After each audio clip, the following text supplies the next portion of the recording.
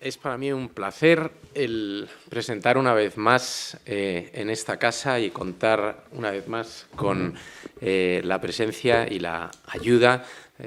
para el prestigio de las actividades que organizamos desde la Cátedra de Derecho de los Mercados Financieros con Juan Sánchez Calero Guilarte. Tenemos, como en el caso de los demás ponentes, en el breve dossier que les hemos dado, un extracto a su vez, de su currículum, de sus méritos sobrados académicos y profesionales que nos han animado, contando con su generosidad y disponibilidad, como decía el profesor Quijano, a invitarle a pronunciar una conferencia en este congreso sobre reputación como activo y como instrumento del gobierno corporativo. Reputación que vemos que pues, el mercado la debe evaluar y que los reguladores la quieren configurar, pero que en cualquier caso tiene que estar ahí para que se crucen la oferta y la demanda en un punto. Y puedo mencionar, estuvo aquí Javier Zapata, que ha trabajado en el Banco Popular,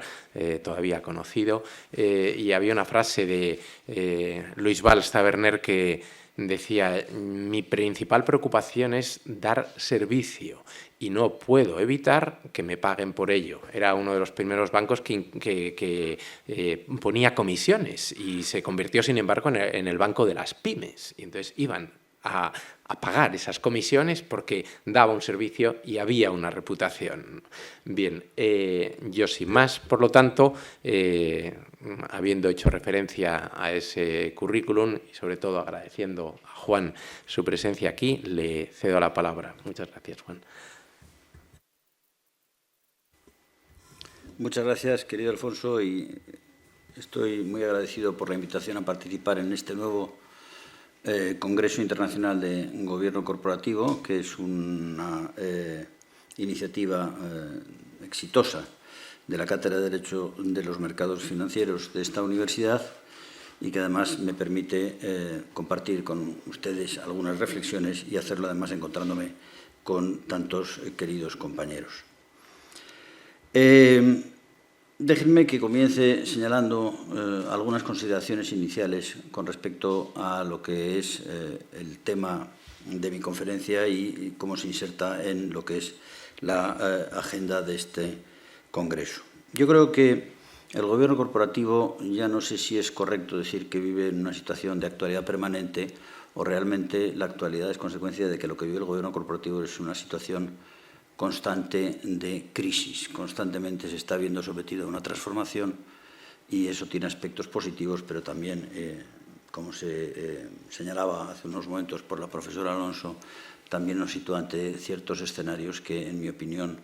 ponen de manifiesto que estamos adentrándonos en un terreno ciertamente extraño en cuanto a la forma de abordar el fenómeno del gobierno corporativo. Tradicionalmente, y también yo muchas veces me planteo si el hecho de ir cumpliendo años no hace que nos convirtamos en defensores de las leyes que conocemos, de las leyes que hemos estudiado y que recibamos con una cierta reluctancia las normas que se quieren cambiar, pero tradicionalmente siempre hemos visto el gobierno corporativo como algo que nos situaba en el análisis, sobre todo en relación con grandes sociedades mercantiles, del funcionamiento de sus órganos sociales, de las relaciones que se producían entre esos órganos, de las relaciones que se producían también con respecto a los accionistas. Y yo creo que nos encontramos en este momento ante una etapa nueva porque vemos cómo es difícil deslindar o comenzar a deslindar dónde empiezan y acaban los deberes, por ejemplo, de los administradores y dónde empiezan o acaban los deberes que se quieren imponer a las empresas. Y parece que algunos pueden entender que indirectamente a través de esos deberes de la empresa lo que se está es exigiendo a los administradores que lleven adelante también una asunción de nuevos deberes. Lo cierto es que tenemos nuevos hechos, que tenemos nuevos materiales, que el gobierno corporativo sigue en el centro del escenario y, en definitiva, pues que podemos debatir sobre ello. Yo quiero, y lo hago con relativa frecuencia siempre que nos toca tratar del gobierno corporativo, formular algunas advertencias previas porque son necesarias. no estamos en un debate estrictamente jurídico. Se nos pide a los juristas que opinemos muchas veces sobre argumentos que tienen poco que ver con el derecho, que se nos lanzan desde ámbitos distintos, desde los ámbitos de la organización de las empresas, desde el ámbito de la financiación de las empresas, desde el ámbito de la mercadotecnia, desde el ámbito de la sociología o desde el ámbito de la política. Y se nos dice, y esto tiene que ver con cómo se legisla el gobierno de una sociedad mercantil. Digo, hombre, pues es un material heterogéneo y muchas veces en esa variedad lo que viene produciéndose también es una cierta confusión de las ideas. Y además, estamos en un debate internacional, en un debate que es siempre el resultado de iniciativas que se gestan en organizaciones internacionales, que se plantean con la voluntad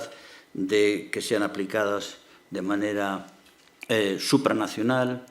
Por ejemplo, ahora la referencia es a las empresas transnacionales. En la consulta pública que se citaba hace un momento, en la última pregunta, la profesora Alonso, se habla de las empresas transnacionales, que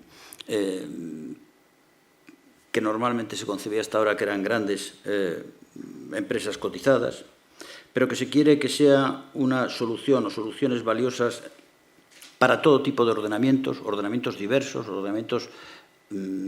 alejados unos de otros, o elementos incluso contradictorios en la forma de abordar el tema del gobierno corporativo y, desde luego, en otras ocasiones sí que es cierto, en un escenario de cierta armonización como es la que se ha podido producir con respecto a los mercados financieros internacionales. Y además también es una solución razonablemente internacional cuando pensamos en que muchos de los actores de esta escena, estoy pensando en los inversores, estoy pensando en los asesores, operan desde una perspectiva internacional. Esperan que los mercados se rijan por criterios de alguna manera similares. Pero todo esto creo que nos va a permitir también ver las dudas que yo, sobre todo, voy a compartir con ustedes en relación con el concepto de la reputación y de la reputación corporativa. En defensa de quien les habla, diré que el tema es un tema asignado y aceptado. Bueno, no hay que tener miedo a que a uno le inviten a pensar o a reflexionar sobre nuevas cuestiones. Pero, claro, la primera cuestión que me planteé era ¿y qué relación hay entre la reputación y la buena gestión de una sociedad, ¿no? Y lo primero también, y ya verán por dónde voy a ir en estas primeras consideraciones, es que me encontré que es un tema con una novedad relativa, porque hace algunos años ya hubo unas iniciativas publicadas en uno de los ejemplares de los cuadernos de Derecho para Ingenieros, y en donde había contribuciones oportunas, valiosas, interesantes sobre las cuestiones que vamos a tratar, y que por eso lo voy a tratar de una manera bastante sencilla. ¿Qué entendemos por reputación? Entonces, con la reputación nos pasa, supongo que a todos, lo mismo, que sobre nuestra propia reputación tenemos un concepto, pero si lo sometemos al de otro, enseguida empiezan a aparecer divergencias, y nos sucederá que si se nos pregunta por la reputación de otro, pues probablemente nuestra opinión no sea compartida por el interesado o por otros interpelados. Nos movemos en un concepto tremendamente dúctil, variable, como queramos plantearlo. Y por eso, pues como casi siempre, para los juristas, al fin y al cabo, el lenguaje es un buen refugio, un punto de partida, ¿no? Estamos hablando de la reputación en el gobierno corporativo como la expresión del prestigio, de la estima, de la consideración de una sociedad mercantil. Sí, estamos hablando de esas cuestiones, pero también quiero llamar su atención sobre que si uno acude al diccionario se encontrará con que también la idea de prestigio puede llevar a una acepción que no necesariamente hay que calificarla como negativa, peyorativa, pero sí, desde luego, crítica, porque se dice el prestigio es el engaño, la ilusión o la apariencia. Quédense con esto último porque luego haré alguna referencia a lo que es la reputación o los riesgos aparentes para la reputación, ¿no? Y es cierto que en el ámbito empresarial la reputación aparece inmediatamente como una circunstancia que podemos proyectarla desde un punto de vista subjetivo o como también una reputación que cabe considerar objetiva en relación con productos, con servicios. Nunca sabemos qué es primero, si quien lleva a cabo la colocación en el mercado de determinados productos y se beneficia de la calidad de estos, o viceversa, se produce que es la reputación de la que disfruta un determinado sujeto, una determinada empresa, un determinado grupo, lo que hace que prácticamente todos sus productos, todos sus servicios se beneficien de esa circunstancia. Lo que me parece importante, porque eso abre una vía que yo aquí simplemente apuntaré, pero me parece que es interesante y se planteó hace ya bastantes años desde la perspectiva del derecho mercantil, pero luego se ha retomado desde otros, es en qué medida podemos considerar que ese valor o ese bien subjetivo, esa reputación, debemos de interpretarla en términos similares para una persona jurídica, para una sociedad mercantil, que para una persona física, que para cualquiera de nosotros. Y yo creo que aquí la conclusión es relativamente sencilla, porque es sobre todo la resultante de una contribución jurisprudencial, tanto del Tribunal Supremo como también del propio Tribunal Constitucional, las que han terminado reconociendo a las personas jurídicas la titularidad de un derecho al honor también con un significado económico patrimonial en los mercados. Y aquí, como hay ya contribuciones valiosas, les remito a ellas. Creo que ese es un punto de partida importante. La reputación la tienen las empresas y la tienen a todos los efectos, como la tiene cualquiera de nosotros. El ordenamiento mercantil nos ofrece también un punto valioso de consideración de esa reputación en el gobierno de las sociedades, en la medida en que convierte la reputación empresarial en un hecho cualificado. No me voy a extender mucho, pero simplemente recordaré que la idea del renombre aparece en la ley de marcas, aparece sobre todo con un artículo importante que es el relativo a las marcas notorias, en donde se prohíbe registrar precisamente aquellas marcas que entran en colisión con otras que sin estar registradas, pero están inspiradas en la notoriedad, el renombre, el prestigio de otra empresa. Y sobre todo en donde lo que aparece de una manera mucho más rotunda como asiento de la reputación, como un elemento de identificación y de concurrencia en el mercado, es, claro está, la ley de competencia desleal, en donde en varios artículos pues, se toma en consideración esa reputación de otro como un bien, como una ventaja, como un factor que no puede ser objeto de ataque, por ejemplo, a través de actos de denigración, a través de un acto de imitación o a través de un acto de explotación. Todo eso nos lleva a que el ordenamiento, pues de alguna manera, está reconociendo esa significación empresarial a la reputación de cualquier empresa. Y cuando llegamos ya a una proyección más cercana en el plano de lo que es la gestión societaria, en el plano de lo que puede ser el gobierno corporativo, pues toca que nos adentremos un poco en ese significado, en ese valor que puede tener la reputación. La reputación es una relación de confianza, y esto lo apunto, luego volveré sobre ello, sobre todo cuando hable de ese capitalismo de los stakeholders que ahora mismo se quiere que prospere a toda costa y que subyace también en algunas de las iniciativas en que nos encontramos. ¿Cómo es vista una sociedad por sus interlocutores, por las personas que de una manera u otra participan, se benefician o consideran que son perjudicadas por esa actividad? Pero teniendo en cuenta que, y aquí ven ustedes por qué les señalaba al principio, que nos toca a veces hablar del gobierno corporativo sobre argumentos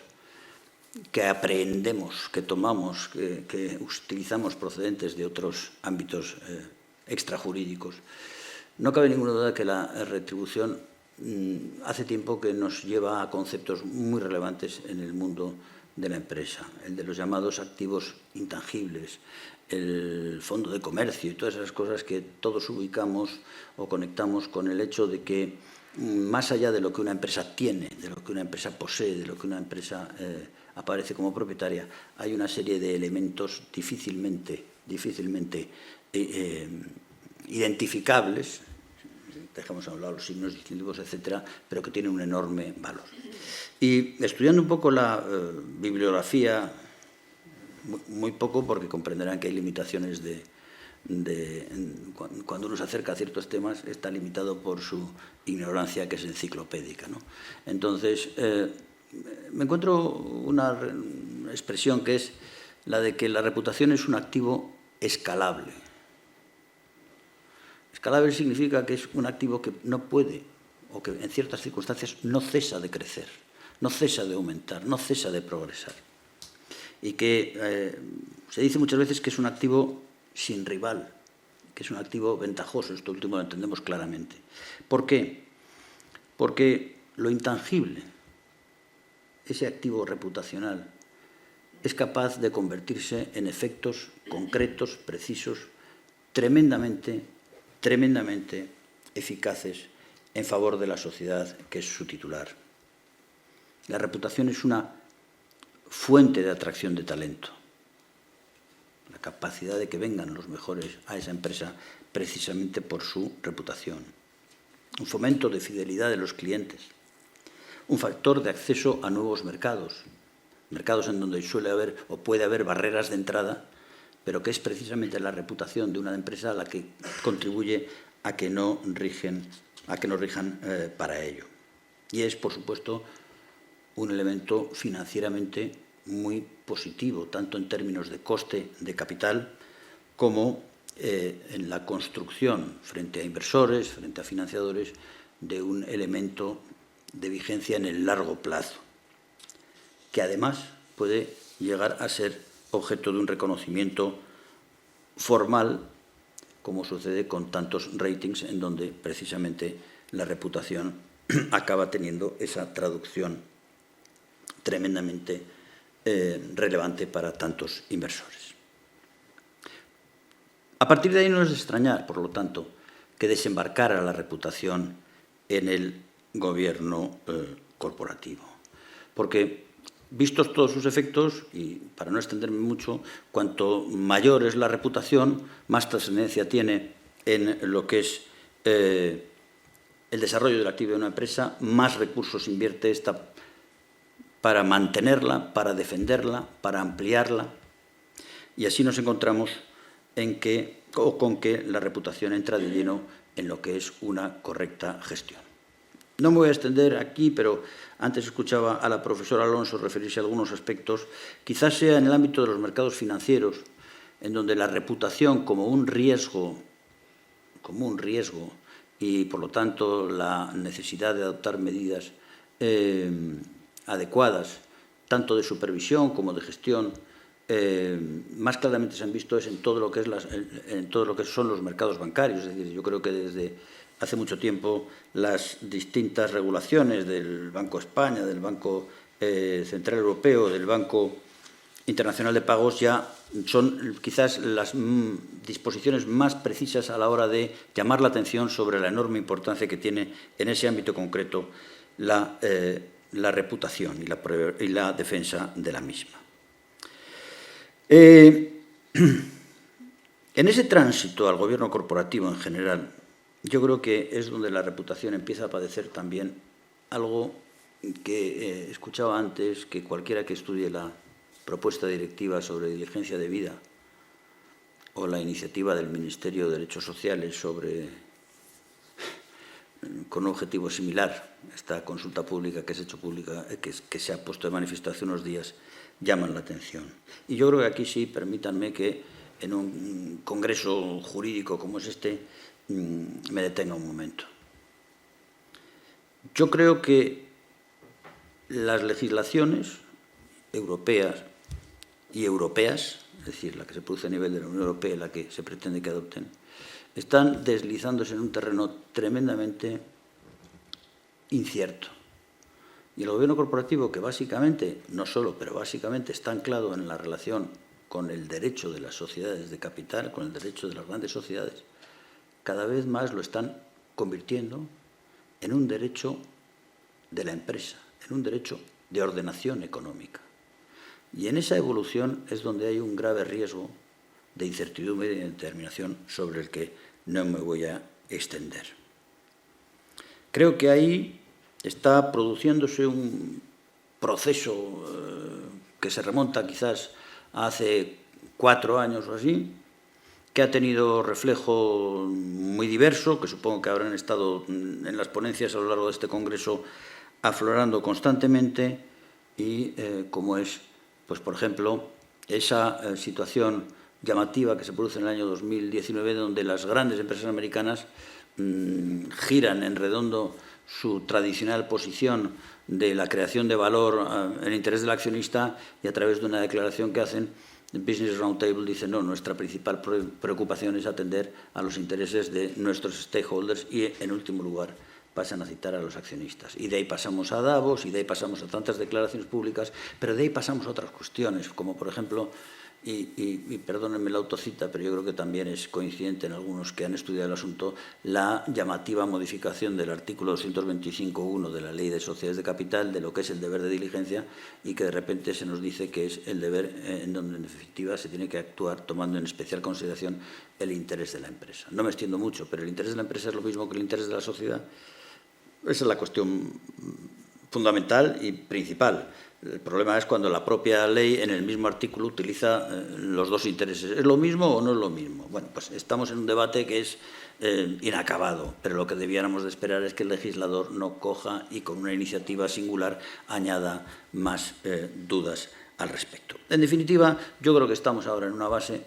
una fase en la que la visión, que tampoco las cosas son tan sencillas, pero esencialmente contractualista de lo que es el funcionamiento de una sociedad de capital, está cediendo en favor de una visión más institucional, en la idea de que entren en juego los intereses de distintos grupos más allá de los propios accionistas.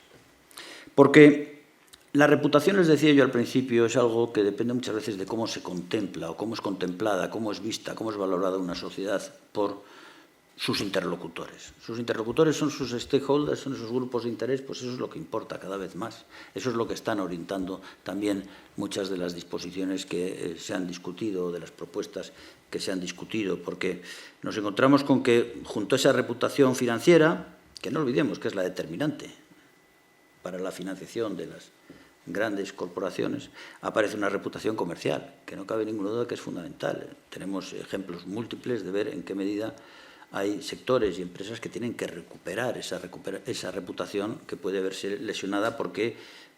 grupos de consumidores más o menos amplios consideran que no han recibido una adecuada prestación, pero también porque llamo su atención sobre algo que me parece que va a cambiar la forma de relacionarse entre los consumidores y las grandes sociedades, o no tan grandes, como es la transposición a nuestro ordenamiento de la Directiva sobre acciones colectivas. Eso va a generar una relación distinta, una relación probablemente litigiosa, pero quiere decir que una manera distinta de considerar los riesgos de lesión para la reputación comercial vinculada con ese tipo de situaciones. La relación con los trabajadores, tenemos propuestas informales por ahora, pero que plantean algo que es perfectamente discutible, que es cuál es la implicación de los trabajadores y sus representantes en el Consejo de Administración. En términos informativos ven que tiene una gran cobertura, pero los que nos dedicamos al derecho mercantil pues sabemos que esa es una de las potenciales opciones y que está en muchos ordenamientos europeos y que tampoco tiene más trascendencia que la de aproximarse de una manera distinta a la configuración del órgano de gestión. O la reputación tal como es vista por las comunidades en las que se desarrolla una sociedad. Y esto, en definitiva, permitiría que yo me extendiera ahora en torno, que no lo voy a hacer, en torno a si no estamos ante a un intento de reeditar el concepto de la responsabilidad social corporativa, que quienes lo hayan estudiado saben que hace algunos años se intentó dotar de una cierta eficacia, de una cierta vinculación, incluso con un amparo institucional, y parece que está volviendo. O, por vincularlo con otra cuestión igualmente sugerente, pensemos en la idea de la reputación, que se está conectando con esos nuevos conceptos, no tan nuevos, algunos son clásicos, son centenarios, pero que aparecen vinculados con nuestro derecho de sociedades y con el gobierno corporativo, desde luego, como son, no ya el interés social, dejémoslo a un lado, es la percha que todos tenemos, sino la idea del propósito, o la idea de la razón de ser, que han incorporado los franceses a través de la ley Pacte. Lean ustedes en los estatutos de las compañías francesas cómo declaran cuál es su razón de ser. Y quien lo haya hecho dirá, bueno, pues esto no acabo de entender muy bien si esto no es el objeto social o es una declaración publicitaria, porque hay de todo. Hay 2 líneas o hay 2 páginas. Entonces, esto aporta precisión, es cuestionable, pero no cabe ninguna duda que estos nuevos términos, estos nuevos conceptos están en el centro del debate. Les decía al principio la advertencia sobre el elemento internacional del gobierno corporativo, y en donde estos conceptos, por ejemplo, el del propósito, lo aceptamos y estamos todos debatiendo qué es el propósito de una empresa o de una sociedad cotizada, ¿no? Y a partir de ahí empezamos a discutir en qué medida se puede considerar que la reputación de una sociedad depende de satisfacer adecuadamente o no ese propósito, porque como está siendo visto por tantos interlocutores, por tantos stakeholders, si se aleja de su propósito, puede ser objeto de censura. No hemos llegado a la situación que viven ahora mismo los mercados americanos o las grandes sociedades americanas, pero podremos llegar, como es la exigencia que se produce ahora mismo en las grandes corporaciones americanas, en donde se lleva a la Junta General la petición o la exigencia de una declaración sobre los aspectos más variados de actualidad. He leído estos días que ya hay sociedades a las que sus accionistas están pidiendo que se pronuncien sobre la filtración de la futura sentencia del Tribunal Supremo sobre el aborto. Es decir, la América corporativa se ve apelada por la sociedad para que se pronuncien sobre cuestiones que dices, parecen poco relacionadas con lo que es la actividad normal. Por lo tanto, en ese escenario comprenderán que conservar ese activo, que como dice el título de mi intervención, o conservar ese instrumento, que es la reputación, parece realmente difícil, porque no se trata de algo que se limite a lo que es la constatación de un elemento estático, fijo, valioso, de algo que tenemos ahí, que se suma a los restantes activos de una sociedad, sino de algo que obliga a una constante actividad. Yo creo que desde el punto de vista de... yo no sé si este cronómetro es porque tengo la maratón ahí, pero no se preocupen. Antes se refería al tiempo de un partido de fútbol y que se pueden meter 2 goles. Pero, Alfonso, no lo voy a agotar porque, como estamos al fin y al cabo en la universidad, siempre está en vigor aquello de que, aunque no hayamos sido puntuales a la entrada, lo vamos a ser a la salida. Entonces, voy a tratar de acelerar un poco lo que queda con respecto a la reputación. Yo no te lo agradezco, pero lo respeto. Sí, teniendo en cuenta que hoy es viernes y que es una hora ya avanzada de la sobremesa, pues supongo que todos estamos satisfechos. Vamos a ver, yo creo que por ya entrar un poco en terrenos más precisos desde el punto de vista jurídico, el desembarco de la reputación en el ámbito del gobierno corporativo lo tenemos plasmado en nuestro Código de Buen Gobierno, donde saben que hay una recomendación que habla, la recomendación 45, que menciona, entre otros riesgos, menciona precisamente el llamado riesgo reputacional. Yo creo que este es, sin duda, el problema principal de la respuesta que deben dar las grandes sociedades con vistas a lo que es ese activo que he explicado antes, las muchas ventajas que tenía. Voy a, simplemente para ser un poco ordenado, referirme a cómo la reputación, en mi opinión, integra o se va a integrar o puede perturbar incluso el funcionamiento de los distintos órganos societarios. En primer lugar, en la Junta General. Yo creo que para la reputación de una sociedad, la Junta General se convierte en un escenario especialmente relevante, tanto para confirmar la buena reputación como para empezar a adentrarse en una pérdida de reputación o incluso en la generación de una mala reputación. A favor de la conservación de la reputación no cabe duda que hay aspectos como es la comunicación regular con los inversores, la transparencia en todo lo que es la actividad de la sociedad, o la información no financiera, de la que sé que han hablado aquí, pero simplemente hago una observación también muy burda, pero no por ello pierde eficacia. Consulten las memorias, los informes de las sociedades cotizadas españolas y verán que se está produciendo una evolución terrible en donde la información no financiera empieza a duplicar la información financiera. Y lo hace cumpliendo la legislación. ¿Por qué? Porque cada vez son más los aspectos que deben de ser explicados y que se vinculan de alguna manera con esa reputación que una sociedad pretende mantener frente a todos los grupos de interés que se ven afectados. En segundo lugar, la legislación europea y la exigencia de los inversores es cada día más intensa, con un punto en particular, y es el del cambio climático. Se dice, diga usted en la Junta General cómo afrontan el problema del cambio climático. Y tiene que convertirse, no está entre las competencias de la Junta General, pero esa es una preocupación que se plantea a todo tipo de sociedades. Y se convierte en un elemento reputacional esencial.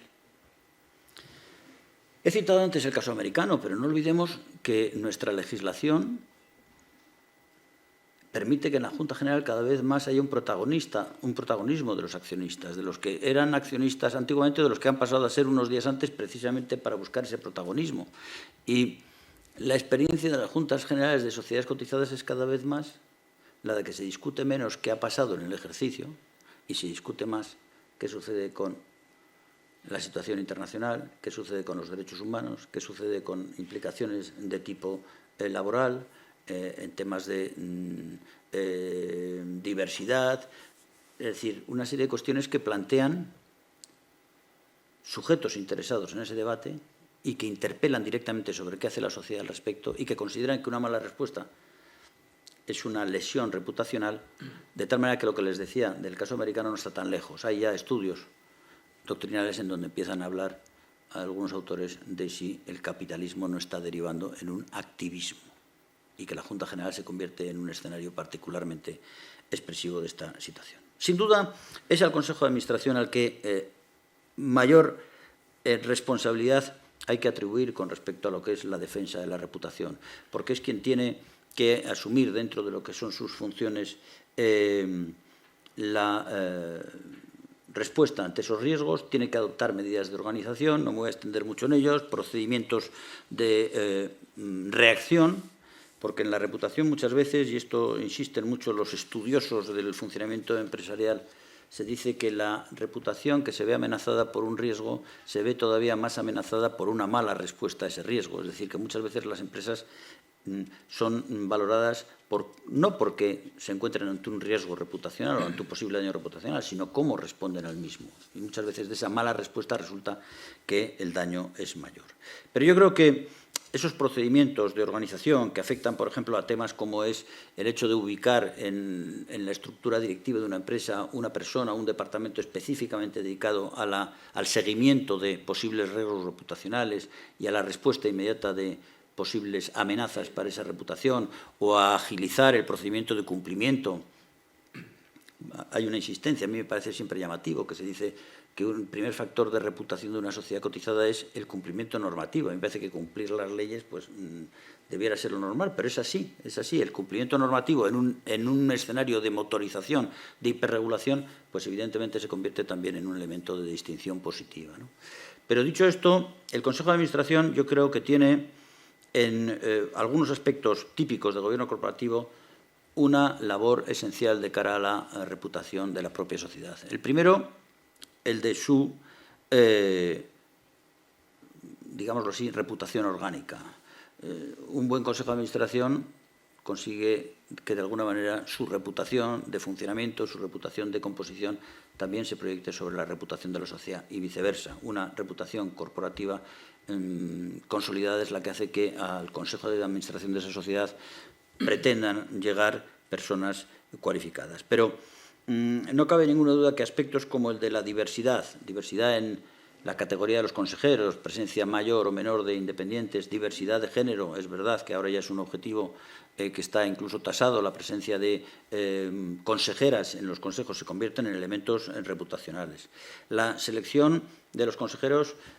opera en un doble sentido. Un buen procedimiento y un buen resultado son factores de reputación evidente. La determinación de las políticas principales de la sociedad y, sobre todo, su revisión hace 3/4 de lo mismo. El hecho de que el Consejo tenga una estructura de comités acertada, por ejemplo, en los últimos años el Comité de Sostenibilidad ha ganado una importancia enorme y es particularmente analizada su actuación desde el punto de vista también de todo lo que significa, obviamente, sostenibilidad, pero también la reputación. Y, por supuesto, el expresar, explicar, informar de una manera transparente y completa cómo funciona el Consejo, cómo actúa el Consejo, sin duda contribuye a la reputación. No me voy a extender porque creo que hay varias ponencias que lo han hecho sobre todo lo que significan ahora los criterios ESG. Yo, para mí, creo que el problema principal por la indeterminación no está en los problemas ambientales, sino está mucho más en la S, donde ahí es una puerta abierta en donde entran todo tipo de pretensiones, en línea con lo que antes señalaba, y que pues, muchas veces es difícil para muchas empresas prever por dónde deben de actuar de cara a conseguir un reforzamiento, una consolidación de su reputación en ese ámbito de lo social, que es tremendamente abierto. Y con la brevedad prometida les diré que también me ha parecido muy sugerente alguna bibliografía, no jurídica, con excepción de una reciente monografía de un colega italiano, sobre el significado que para la reputación de la sociedad tiene el que el Consejo sea capaz de afrontar y resolver bien las situaciones de conflicto de interés reales o incluso aparentes. ¿Se acuerdan que decía al principio lo de la apariencia, ¿no? Y estos son todos factores que entran en juego. Podría extenderme también con respecto a la cuestión de los consumidores, no lo voy a hacer hoy, que les voy a decir con respecto a todo el tema de la sostenibilidad. Termino con esto con una reflexión muy sencilla. Mi percepción es que la sostenibilidad es uno de esos términos que todo el mundo utiliza porque su propia elasticidad, su propia imprecisión le permiten hacerlo. Y que lo que llevamos ya es un tiempo en donde la sostenibilidad se ha convertido en una precisión, en una concreción. Ser sostenible tiene una traducción precisa de deberes y yo creo que, gracias a Dios, eso también es un factor de certidumbre. Una recapitulación final. Yo me siento ante un escenario de gran incertidumbre derivado de todos estos factores. Es decir, hay hechos nuevos, todos estos criterios, conceptos, realidades que se piden a las sociedades que sean capaces de tratarlo. Pero también me parece que el gran problema es que la legislación adoptada y sobre todo la legislación venidera no hace más que añadir incertidumbre a esa incertidumbre. Y yo por eso creo que estamos todavía a tiempo de decir que el hecho de que haya muchas leyes no significa que vaya a haber mayor certidumbre jurídica, sino que puede resultar precisamente en una situación radicalmente contraria. La reputación, como tantos otros términos, conceptos y objetivos, es fácil de establecer cuando se basa en elementos concretos, precisos. Cuando tienes que referirla a un árbol tan variado de objetivos, de supuestos bienes, de intereses, de titularidades, de interlocuciones, nos encontramos con que lo que deriva de ello es probablemente un marco general de inseguridad, no ya jurídica, sino también un marco general de inseguridad empresarial. Gracias por su atención.